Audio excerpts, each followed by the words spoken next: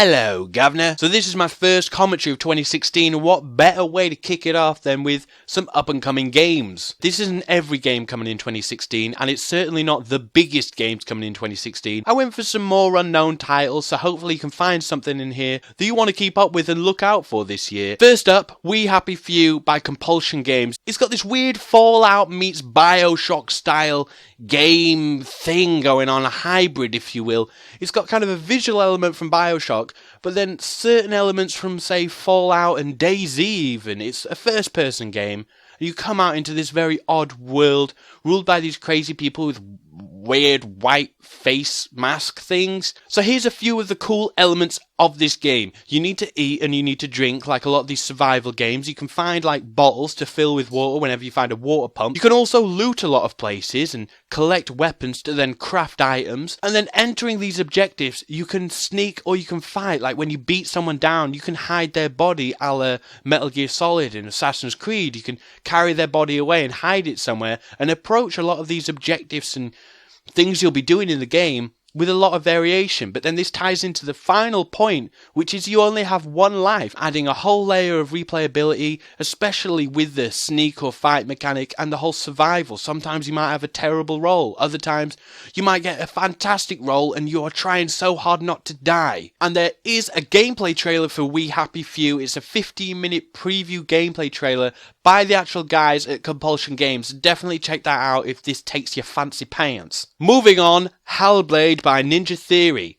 I didn't know that Ninja Theory were doing anything else. I kind of hoped they would still be doing Devil May Cry. If you don't know Ninja Theory, they're the guys responsible for the reboot of Devil May Cry where he had black hair and he was like an emo faggot. They also did Enslaved, which was an okay game with Andy Serkis, I think, did the face, who also worked on the game they did before that, which I loved, Heavenly Sword for the PlayStation 3. This game doesn't look like their stereotypical hack and slash game or platformer adventure. It looks like it's leaning a little bit more heavier into combat, and you have this over-the-shoulder view. I am excited for this game. I didn't even know that Ninja Theory was still doing stuff. It's getting quite a lot of hate by the looks of it, which I'm not entirely sure why. I know they did take Devil May Cry and screw it up a little bit, and I love Devil May Cry, but I played that game and still enjoyed it because they do make good games. It might just not be exactly how you wanted it to be. But if you are interested in this game, there's a 6-minute gameplay trailer, and at the end of it there's this awesome set piece where you kind of walk in, there's this giant face, and I'd definitely go and check it out if this sounds exciting to you.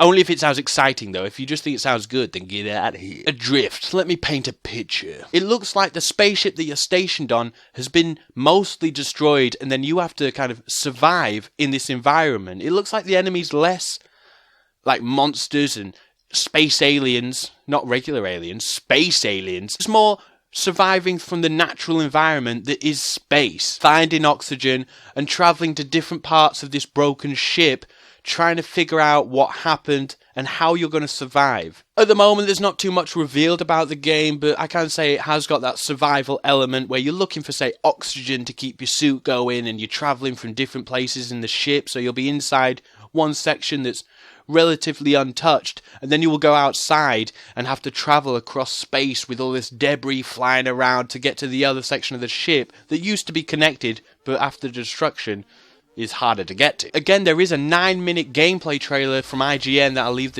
in the description. So Gravity Rush Remastered is coming to the PlayStation, I think, next month, and I played the original one on the Vita, which this one will be a remastering of that, and I really enjoyed this game. It's kind of like cel-shaded graphics, third-person, puzzling, action-adventure, very cute. And they are doing a Gravity Rush 2, which I think is a good idea, especially if they make it on the PlayStation and not held back by the capabilities of the Vita. I enjoyed it on the Vita. I just had to put this game on my excited list because I am so excited for it. Injustice Gods Among Us 2. It might have a different subtitle, but we'll just say Injustice 2. This is the DC exclusive beat-em-up from the guys who bought us MK and MKX, which is NetherRealm Studios. And you just know it'll have loads of new characters, maybe tying into the universe, the movie universe a little bit more. It will also have a brand new story, and just a lot of cool new combat elements to it.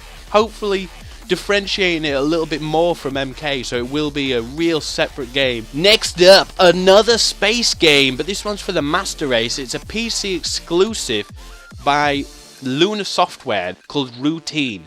It's set on a moon base, and it's a survival, action, horror kind of game. It's first person. But here's the odd features that I really like. It's got no regenerating health and no health packs, so very reminiscent of some old school, really hardcore games with permadeath also. So it sounds like you're going to be replaying the same game, trying to learn exactly where enemies are, but it's got a random element to this game where it will randomly place dangerous items and dangerous paths for you, so each time you play it, it should be fresh, and the enemies look like there will be robot enemies and potentially monster kind of alien enemies too. Routine has a 4-minute gameplay trailer, so go and check that out if you like the sounds of this game. Oh, this next one's another space game. I'm sorry guys, I just really like the concept of this. It's a free-to-play as well, PC exclusive, called Dreadnought, and the first thing I saw of it was like a 10-minute team deathmatch game mode, like team deathmatch, and they were on spaceships like on the surface of this planet, flying around, 6v6 team deathmatch. Another cool feature is the different classes and just the amount of stuff you have to do when you just have a regular ship. So you could be a medic,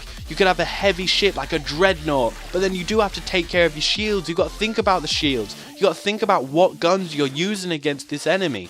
Maybe there's certain guns that work better against shielded enemies. Take the shields down, switch to the photons, then blast them away. This sounds awesome. There's like a tactical warp where you can warp to your friends in the map. So if it's 6v6, one of your guys is over there and he's getting ganged up on. All of a sudden, boom, you could have like 4 ships. Instantly teleport next to his ship, evening the battle again, making it very tactical. There could be some great teamwork. Dreadnought actually has one of the TD matches on YouTube, so go and check that out. But anyway, the last edition on my list, but it's called E3, or EITR. This game's got a really nice style to it with a top-down kind of like 8-bit style, but it's not 8-bit, it's just got that kind of animation that just looks really beautiful, and it's got like this Dark Souls meets Diablo kind of twist to it where it looks really hardcore and the combat's really involved and you have to be on the blocking and on the knife play, and if you don't, you will just get fucked up. Like, you've got to be in it if you want to win it. That's what they say. And this game, as I said, I really don't know too much about it. This game's coming out for PC and PlayStation 4. And that's it for this video. I hope you enjoyed it. Go and watch some more videos of other people.